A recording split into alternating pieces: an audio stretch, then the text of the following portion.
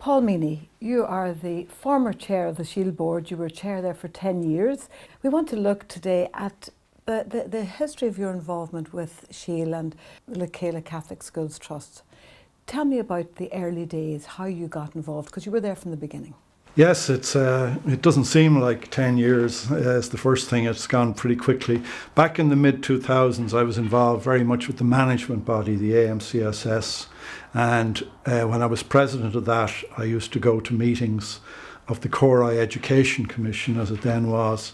And I saw the congregations in action, if you like, at that meeting.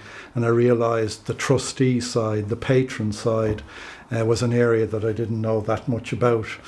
When we got to the point of discussing or hearing that trusts were being set up, and in particular that Leakela was being set up, Sister Antoinette Keelan, who was had been my vice president at AMCSS level, contacted me to say that they had moved to a point where they were going to set up this trust.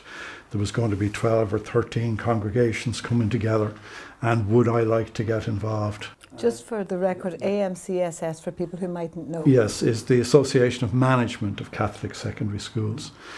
And so Sister Antoinette said, would you be interested in getting involved?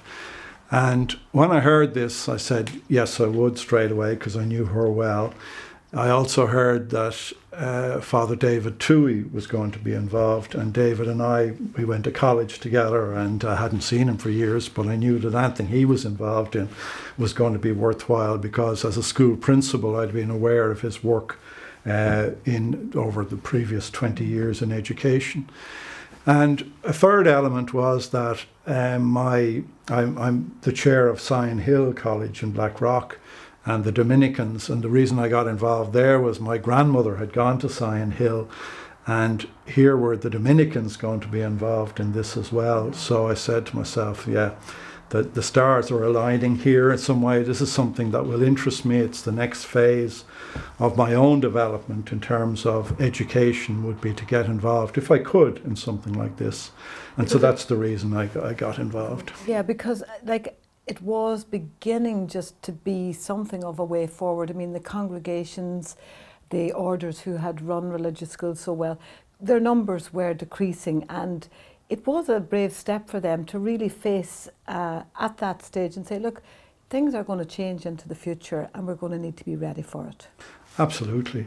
And while the big orders were there, the Christian Brothers, the Presentation, the Mercy, who might be able to do it on their own, I found it really interesting that congregations of different backgrounds were going to be coming together and to try and collaborate with each other and to form something new. And I'm still involved as the Irish representative on the European Committee for Catholic Education.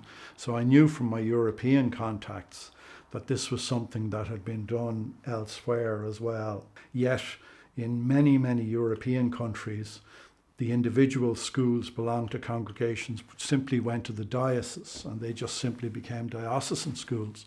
And I thought it was really interesting that here was an attempt being made to take the charisms and the gifts that existed in individual congregations, keep them, and yet create something new.